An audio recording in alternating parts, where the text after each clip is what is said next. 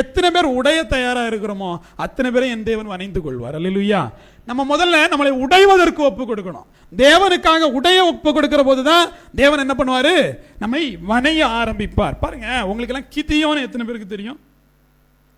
வாசிக்கலாம். நியாயாதிபதிகள் 6வது அதிகாரம் அதனுடைய 1 to 6 வரைக்கும் வாசிங்க. பாருங்க, இந்த இடத்துல இஸ்ரவேல் ஜனங்கள் இருக்காங்க, அடிமையா இருக்காங்க. இப்ப நம்ம எல்லாம் எங்க போறோம் தெரியுமா? சண்டை போட போறோம் இல்லையா? நீங்கள் எப்பெல்லாம் சண்டை போட போறீங்களோ அப்பெல்லாம் உங்களுக்கு ஒரு 3 விஷயம் தேவை. என்ன விஷயம் தேவை? அதை கிதியோன்ட்ட தான் கேட்கணும் இல்லையா? நீங்க சண்டை போட போறீங்கன்னா உங்களுக்கு என்ன தேவை? ஒரு 3 விஷயம் தேவை. வாசிங்க. நியாயாதிபதிகள் 7வது அதிகாரம் அதனுடைய 16வது வசனத்திலிருந்து வாசிக்கிறேன். அந்த 300 பேரை 3 படையாக வகுத்து அவர்கள் ஒவ்வொருவர் கையிலும் ஒரு எக்காலத்தையும் வெறும் பானையையும் அந்த பானைக்குள் வைக்க வேண்டிய தீவெட்டியையும் கொடுத்து, என்னெல்லாம் கொடுக்கணும்? 3 விஷயம் கொடுக்கணும். ஒன்னு என்ன? வெறும் பானை, அதுல என்ன இருக்கணும்? வெளிச்சத்துக்காக தீவெட்டி. அடுத்து என்ன இருக்கணும்? ஒரு எக்காலம். போருக்கு போக வேண்டியவன்ட்ட வழக்கமா என்னெல்லாம் இருக்கணும்? கத்தியோ கம்போ தடியோ இருக்கலாம். ஆனால் கிதியோன் கூட்டிட்டு போன 300 பேர்கிட்ட என்ன இருந்துச்சு? வெறுமனே 3 விஷயம். போருக்கு போகும்போது இனி எல்லாரும் பானையை தூக்கிட்டு போகணும். பானைக்குள்ளாடி என்ன இருக்கணும்? ஒரு தீவெட்டி இருக்கணும். அப்புறம் கையில் என்ன இருக்கணும்? எக்காலம் இருக்கணும். பாருங்க, தேவன் அற்புதமாக உங்களை வழிநடத்த விரும்புறார். நீங்க நான் அடிச்சுதான் வெற்றி பெறுவேன்னு சொன்னா தோத்துட்டு திருப்பி தான் வரும் இல்லையா? எரிகோ கோட்டையின் மதில் நிக்குது, போய் இடிச்சு மூக்க உடைச்சுக்க கூடாது. ஸ்தோத்திரம் பண்ணா இடிஞ்சிரும்ட்டார். அப்ப ஸ்தோத்திரம் மட்டும்தான் பண்ணணும். உங்க பிரச்சனை பெருசா இருக்கலாம், தேவன் என்ன சொல்றாரோ அதை செய்யணும். அல்லேலூயா. இப்ப உங்க பிரச்சனை எதுவா வேணா இருக்கலாம். என் தேவன் என்ன தெரியுமா சொல்றாரு? நீ போகும்போது கையில ஒரு வெறும் பானையை எடுத்துக்க, அந்த பானைக்குள்ள ஒரு தீவெட்டியை வச்சுக்க, கையில என்ன வச்சுக்க? ஒரு எக்காலத்தை வச்சுக்க. பாருங்க, 1,20,000 போர் வீரர்கள் அந்த பக்கம். இவன் 30,000 பேர் இருந்தான். அவன்கிட்ட சொல்லிட்டாரு 30,000 பேர்லாம் தேவையில்லை, 300 பேர் மட்டும் வாங்கிட்டார். 300 பேரை மட்டும் கூட்டிட்டு போய் இந்த 1,20,000 பேர் நிற்கிறார் இல்லையா, அவங்களை எதிர்க்க கையில ஈட்டி இல்லை, கம்பு இல்லை, ஒரு பானை, ஆளுக்கு ஒரு பானையை தூக்குன்ட்டார் இல்லையா? வெறும் பாத்திரம். என்ன பாத்திரம்? வெறும் பாத்திரம். வெறும் பாத்திரத்துக்குள்ள என்ன இருந்துச்சு? ஒரு தீவெட்டி இருந்துச்சு. தீவெட்டி வெளியே தெரியக்கூடாது. என்ன தெரியக்கூடாது? வெளிச்சம் வெளியே தெரியக்கூடாது. இரவு ஆகிற போது என்னாச்சு? இரவு ஆகிற போது நேரம் பாருங்க, தேவன் குறிக்கக்கூடிய நேரம். இரவு ஆகிற போது நீங்க எல்லாம் என்ன பண்ணுங்க? இதை எடுத்துட்டு போங்க. 1,20,000 பேர் என்ன பண்ணிட்டு இருக்கான்?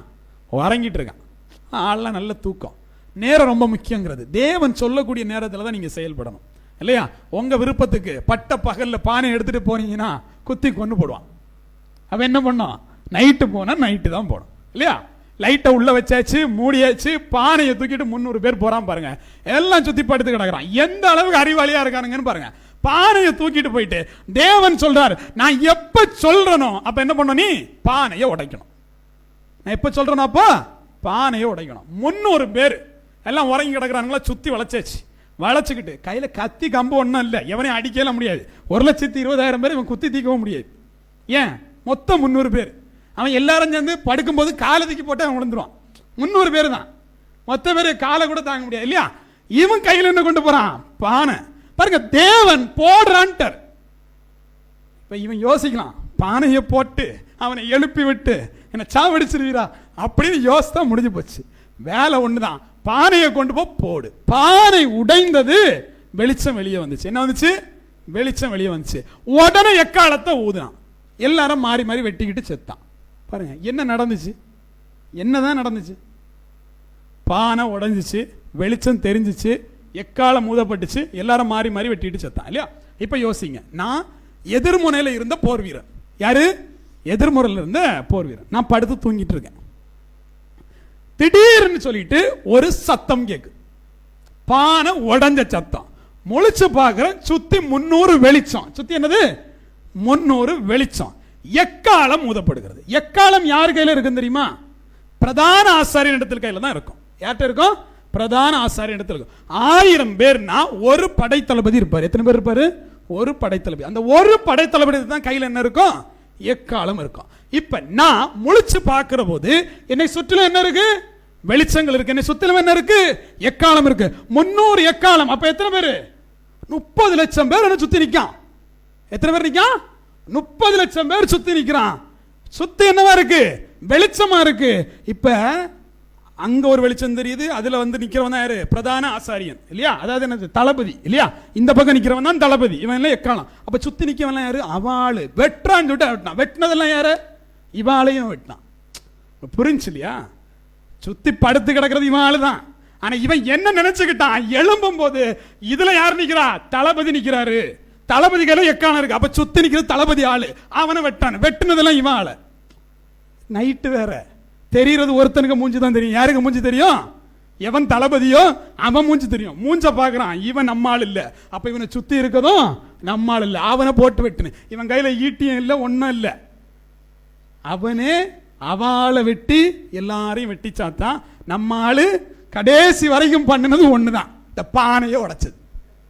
இந்த ஒத்த பானையை உடைக்க சொல்லி இன்னும் உடைக்காம இருந்தா தேவன் இப்படி ஜெயத்தை தருவாரு? புரியுதா உங்களுக்கு? தேவன் கொடுத்த வேலை ரொம்ப சின்னது. போய் சண்டை போடுங்க, அடி வைங்க அப்படின்னு இல்ல. பானை உடைக்கப்பட்டால் வெளிச்சம் வெளியே வரும், எக்காலம் ஊதப்படும், ஜெயம் உங்களுக்கு கிடைக்கும். அல்லேலூயா. அப்போ இந்த பானை தேவனுக்காக உடைக்கப்படுகிற போது, இந்த பானை தேவனுக்காக ஊழியம் செய்கிற போது, இந்த சுயம் தேவனுக்காக சாகிற போது உள்ளே இருந்து ஒரு வெளிச்சம் வரும். அதுதான் தேவ மகிமை.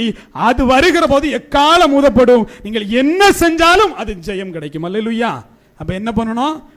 கிதியோனுடைய படை வீரரை போல கையில பானையை உடைக்க கத்துக்கணும் இல்லையா? இப்ப இப்படி யோசிங்களேன். பட்ட பகல்ல பானையை எடுத்துக்கிட்டு உள்ள லைட்டை வச்சுக்கிட்டு போய் அவன் பக்கத்துல உடைச்சிருந்தா அவன் இவனை உடைச்சிருப்பான். அப்ப நேரம் ரொம்ப முக்கியம். எதை எப்ப செய்யணும்னு தேவன் தீர்மானித்த நேரம் ரொம்ப முக்கியமானதாக இருக்குது. இன்னைக்கு நம்முடைய வாழ்க்கையில நம்ம பல ஆசீர்வாதங்களை இழந்து போறோம். காரணம் தேவன் குறித்த நேரத்தில் நம்ம அந்த ஊழியத்தை நிறைவேற்றாமல் இருப்பது. அந்த மரியாள் பானையை குறித்த நேரத்தில் உடைத்தாள். கிதியோனுடைய போர் வீரர்கள் குறித்த நேரத்தில் பானையை உடைத்தார்கள். ஊழியம் நிறைவேற்றப்பட்டது.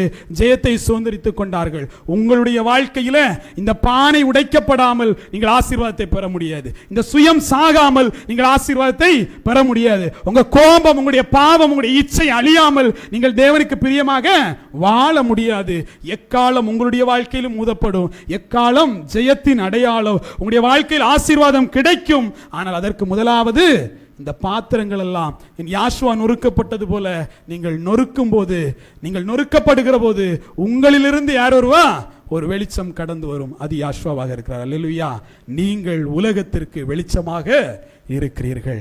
நீங்கள் இங்க அநேக குருடர்கள் இருக்காங்க. அவங்களுக்கு எல்லாம் என்ன பண்ண போறீங்க?